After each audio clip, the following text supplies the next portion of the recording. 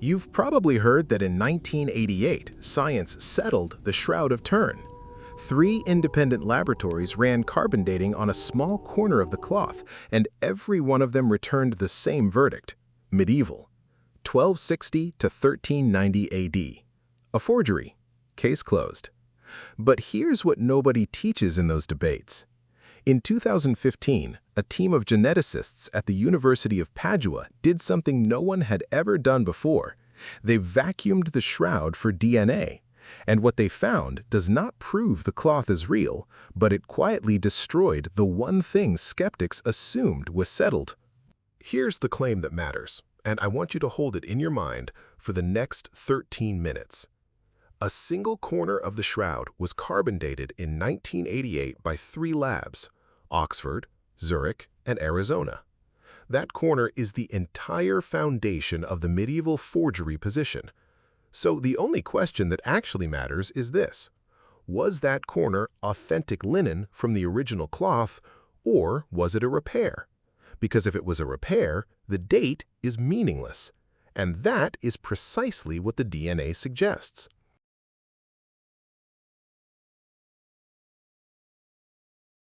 For 700 years, this piece of linen has been the most studied object on Earth. 14 feet long, 3.5 feet wide, it carries the faint image of a crucified man, front and back, and wounds that match the gospel accounts with a frankly unsettling precision.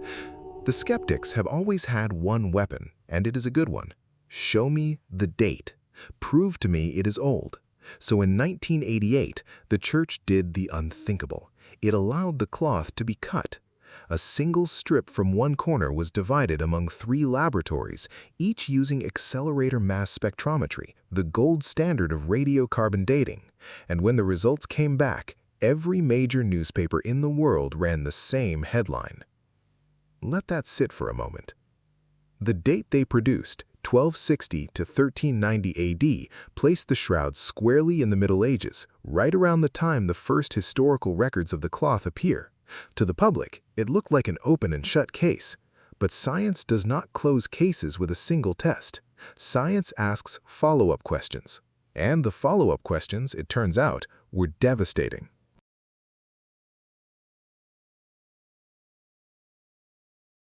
Our first witness is a chemist named Ray Rogers. And I want you to understand who this man was because it matters. Rogers was not a theologian. He was not a relic devotee. He was a research chemist at Los Alamos National Laboratory, the same institution that built the atomic bomb. And for decades, he was the leading scientific authority on the shroud's chemistry. He had helped run the Shroud of Turin research project in 1978. If anyone on Earth knew what that cloth was made of, it was Ray Rogers.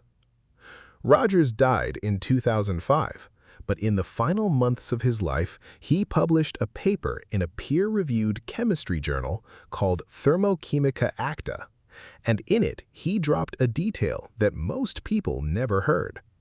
The corner of the shroud that was carbon dated in 1988 was not the same material as the rest of the cloth.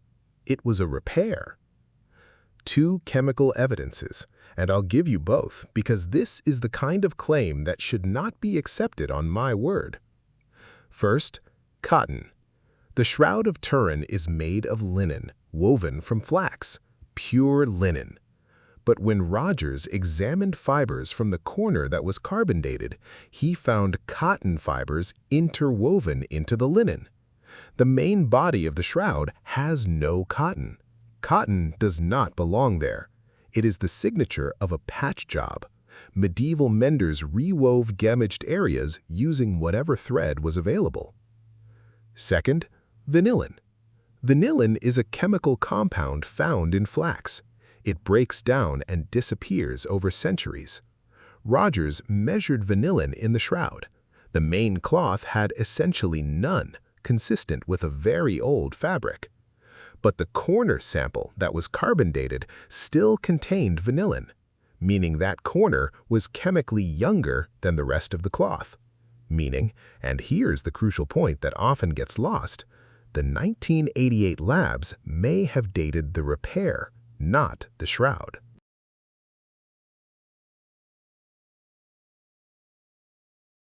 Our second witness is not a single man. It is a team. In 2015, a group of geneticists led by Gianni Barcaccia at the University of Padua received permission to do something unprecedented. They did not touch the cloth. They vacuumed it. Using special filters, they collected the dust and microscopic particles resting on the shroud's surface, and they extracted DNA from it. The study was published in Scientific Reports, which is one of the most respected peer-reviewed journals in the world, and its findings fell into two categories. The first was the plant DNA. They found genetic traces of plants from all over the planet, species native to the Mediterranean, the Middle East, the Americas, even Asia. How does plant DNA from the Americas end up on a cloth in Turin? The answer is the shroud's own history. It has traveled. It has been carried across oceans, displayed in cathedrals on 3 continents, touched by millions of hands. The plant DNA is a travelogue. It tells you where the cloth has been, not where it came from. But the second category is the one that stopped people: human DNA. The team found mitochondrial DNA from multiple human individuals, including haplogroups most common in the Middle East. Now, and I want to be scrupulously honest here, because this is where a lesser channel would overreach, the human DNA was too degraded and too contaminated to identify any one person. It cannot prove it is Jesus. But here is what it does do. For 30 years, the medieval forgery position rested on the claim that the cloth could be dated to the Middle Ages full stop.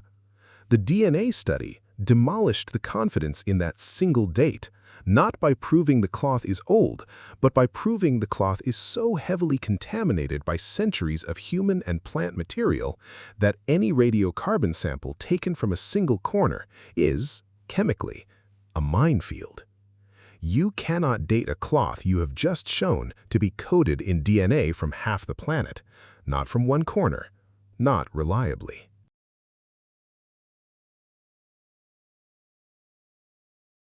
Our third witness is the quietest, and in some ways, the most damning.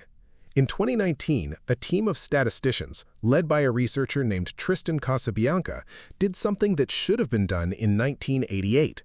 They went back and reanalyzed the original raw data from the 3 laboratories carbon dating, not the published summaries, the raw numbers.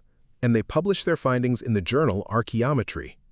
What they found was this: the 3 laboratories' results did not statistically agree with each other. In a properly uncontaminated sample, 3 labs measuring the same material should produce dates that overlap within a narrow margin. Instead, the spread between Oxford, Zurich, and Arizona was wider than it should have been, a signature of exactly the kind of contamination Rogers and the Padua team had identified. The statisticians' conclusion was careful and specific. The 1988 results are not reliable enough to support the confident medieval verdict that was printed in every headline. Think about that. The single most famous anti-shroud argument in the world, the date, rests on data that does not survive its own statistical reanalysis. If this journey into our shared past is meaningful to you, and you want to keep exploring the evidence, not the slogans, but the actual data, I'd like to invite you to subscribe. Because what we're doing here is different. We're not asking you to believe on faith alone. We're asking you to look at the evidence and decide for yourself.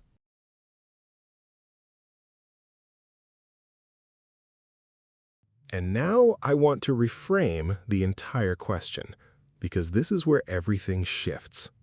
For 30 years, the debate has been framed like this: does the shroud prove the resurrection? Both sides have fought on that ground. Skeptics say the carbon dating proves forgery. Believers scramble to defend authenticity. But here's what nobody teaches in those debates. We have been asking the wrong question. The right question is not, does the DNA prove the shroud is Jesus' burial cloth? The right question is simpler, and it is the only one the evidence actually answers. Does the scientific case for the shroud being a medieval forgery still hold? And the honest answer, from the chemistry, from the DNA, from the statistics, is no. The forgery case was built on one date from one contaminated corner. That foundation has collapsed. Now, notice what I am not saying. I am not saying the DNA proves the shroud is authentic. It doesn't. What I am saying is that the strongest scientific argument against the shroud has quietly failed, and almost no one who heard the 1988 headline ever heard the follow-up. That is not an accident of history. That is what happens when a story is too good to re-examine.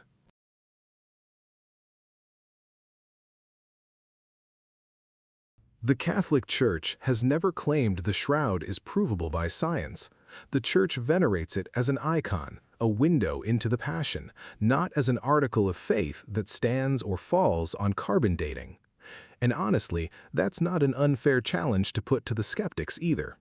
If the cloth is a medieval forgery, then explain how a medieval artist produced a photo-negative image with three-dimensional depth information encoded in the fibers that was only discoverable with 20th century imaging technology. Explain the pollen. Explain the chemistry. The DNA study did not settle the shroud. It reopened it. That is the honest state of the evidence in 2026. Not proof, not fraud.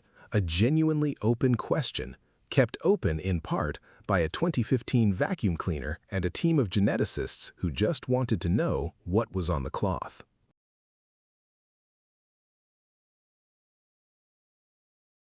So here is my question to you. You were probably told, like almost everyone, that science closed this case in 1988. Does this history change how you view the shroud? And if the most famous anti-relic test in history can collapse under re-examination, what else have you accepted as settled that was never actually settled? Tell me in the comments. I read them. And subscribe now, because next we're going to look at something even more provocative: the claim that the Church hid, suppressed, or rewrote the historical record to invent Christianity. And the evidence, once again, is not what you've been told.